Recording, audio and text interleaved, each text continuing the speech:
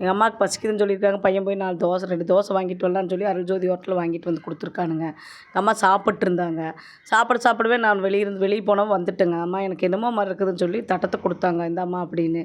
அந்த தட்டத்தில் பார்த்தா பல்லி விழுந்துருக்குது. பல்லி செத்தே இருக்குதுங்க அந்த குழம்புல. அப்புறம் தான் எடுத்துகிட்டு நான் அருள்ஜோதி ஹோட்டலுக்கு வேக வேகமாக போய் கேட்குறேங்க. உங்கள் அம்மாவுக்கு மட்டும் என்ன ஆயிரும், இத்தனை பேர் நாங்கள் சாப்பிட்ட ஒன்றும் ஆகலை, நீங்கள் வேணும்னு வந்து சொல்கிறீங்க. அட இல்லைப்பா, நாங்கள் வேறு தட்டத்தோடு கொண்டு வரனாலப்பா, நீங்களே பாருங்கள் அந்த அம்மா சாப்பிட்ருச்சு பகுதியை, நான் என்ன பண்ணுறது இப்போ, அந்த அம்மா வச்சுட்டு நான் ஹாஸ்பிட்டலுக்கு கூட்டிகிட்டு போகணுமில்ல, வாங்கப்பா அப்படின்னு சொன்னாலும் வர மாட்டேங்கிறாங்க. என்ன பண்ணுறதுனே எனக்கும் புரியல. அப்புறம் நானே போய் வந்து அவர் ஆட்டோ பிடிச்சி ஜிஹெச் கூட்டிகிட்டு போய் ஊசி போட்டு கூட்டிகிட்டு வந்து படுக்க வச்சுக்கிறேங்க. தோசையில் சாப்பாடு இப்படின்னு ஊற்றி பார்த்துட்டு பாதி சாப்பிட்டுட்டு பார்த்தா பல்லி அதில் இருந்ததுங்க குழம்புல, சாம்பாரில். அப்புறம் நீ பார்த்ததுமே எனக்கு அருகில் போய் சாப்பிட்லிங்க. அப்புறம் பிள்ளைகிட்ட சொல்ல வட்ட கழுவணும்னு பார்த்துட்டு என்னம்மா இப்படி இருக்குது அப்படின்னாங்க. அப்புறம் நம்ப முடியாமல் ஆகி நெஞ்செல்லாம் வடவடப்படிச்சு வாந்தி வந்து ரொம்ப இதாகி போச்சுங்க. அப்புறம் அதுக்கு பிறகு பிள்ளைகள்லாம் பார்த்து ஆட்டோ பிடிச்சி தர்மாஸ்பத்திரிக்கு கூட்டிகிட்டு போனாங்க.